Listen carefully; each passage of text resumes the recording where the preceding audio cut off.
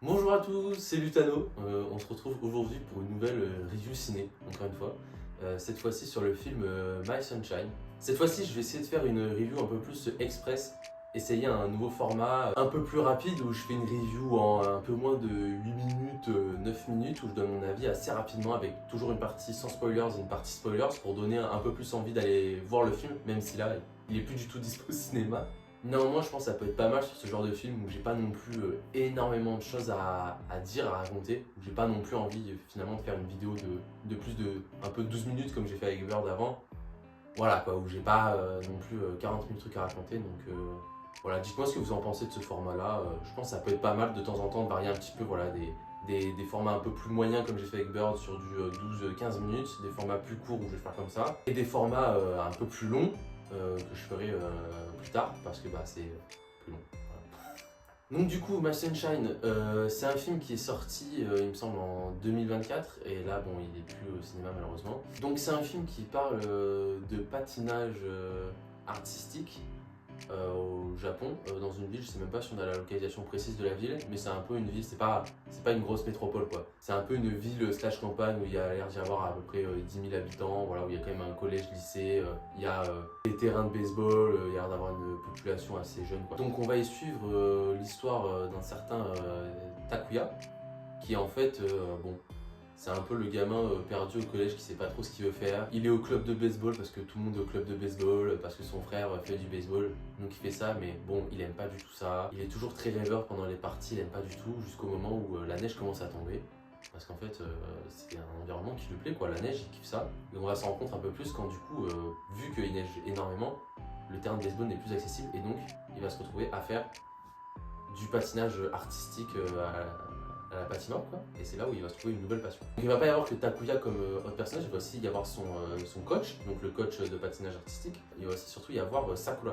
Donc Sakura, en gros, Takuya il est amoureux de lui, voilà, c'est une romance un peu classique quoi. C'est le petit garçon qui est amoureux de la fille qui est pas trop intéressée par le petit garçon. Donc c'est un film qui parle de patinage artistique, mais pas que. Donc en fait ça c'est un peu typique de tout ce qu'on retrouve dans les œuvres sportives du Japon, notamment dans les mangas et les animés de sport, qui est très bien fait, c'est qu'en fait on a en premier plan le sport, qui prend beaucoup d'attention, mais en fait ce qui a aussi toute son importance, c'est tout ce qui est relation entre les personnages à côté, histoire des personnages à côté, un peu leur background, et ce qui se passe autour.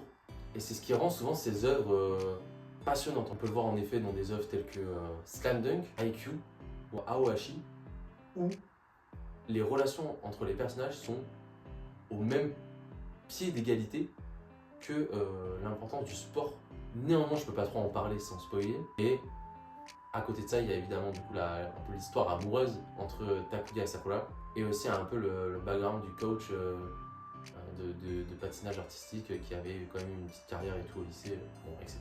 Donc niveau du scénario, je pourrais pas en parler plus dans la partie sans spoilers, sans commencer à spoiler, parce qu'il n'y a pas non plus énormément d'éléments de scénario, donc si j'en révèle un petit peu trop, bah, je vais juste gâcher le film, et bon bah si vous vouliez pas être spoilé, bah, c'est un peu con quoi. Donc j'ai jamais vu de film de ce réalisateur, donc Hiroshi, mais j'ai vraiment beaucoup apprécié la mise en scène qui a été faite dans le film, et surtout le détail par rapport à la lumière.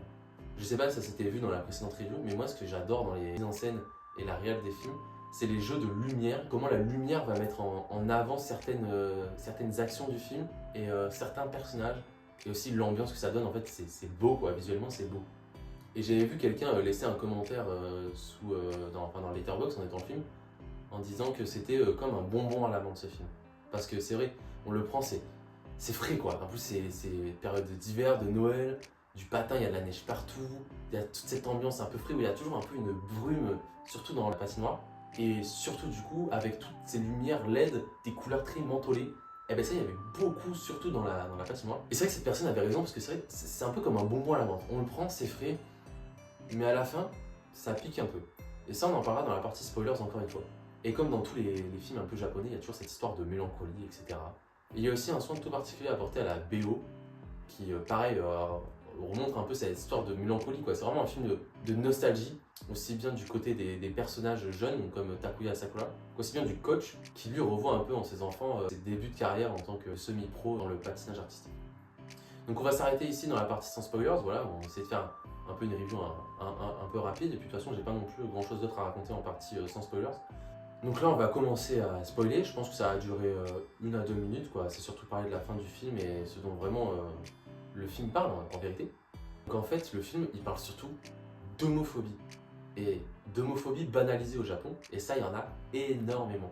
Et le film nous montre très bien, mais surtout dans les campagnes, et c'est dans les campagnes semi-villes, donc pas dans les grosses villes tokyoïtes. Et ça le film nous le montre très bien, parce que qu'est-ce qui se passe? En fait le coach est homosexuel. On comprend un petit peu au début du film quand il va voir son petit ami qui travaille à la station de service, mais on comprend assez vite quand ils sont dans le même lit, dans la même maison tout le temps quoi. Et donc le prof de patinage artistique est homosexuel, donc jusqu'ici aucun souci. Takuya, bon on sait pas trop s'il a capté ou quoi, mais jusqu'ici aucun souci, il s'en fout un peu. Mais par contre Sakura, elle, l'a remarqué parce que en fait, elle a vu en sortant d'un combini manger une glace avec son petit ami, elle a compris qu'ils étaient en couple. Et à partir de ce moment-là, en fait, elle a tout laissé tomber uniquement pour détruire le professeur parce qu'il le dégoûtait, parce qu'elle est juste homophobe.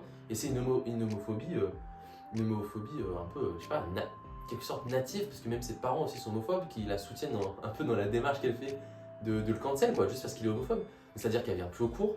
Elle n'est plus allée à la compétition qu'elle devait faire avec Takuya en duo. On comprend très vite que la nouvelle a été passée d'élève en élève, et en fait le coach il n'a plus aucun élève dans la ville où il était, et il est obligé de changer de ville, alors que son petit ami lui peut pas changer de ville parce que tout son boulot est ici, toute sa vie est ici, et donc il est obligé de changer de ville et de vie uniquement parce qu'une seule personne s'est dit que c'était pas bien qu'il soit homosexuel, et qu'elle reportait ça sur le fait que ça vous amuse à enseigner à un garçon un sport de fille, etc. alors que lui-même est un homme. Ça a vraiment aucun sens, et c'est ce dont ça parle ce film quoi, c'est cette homophobie mais banalisée qu'on retrouve vraiment souvent au Japon.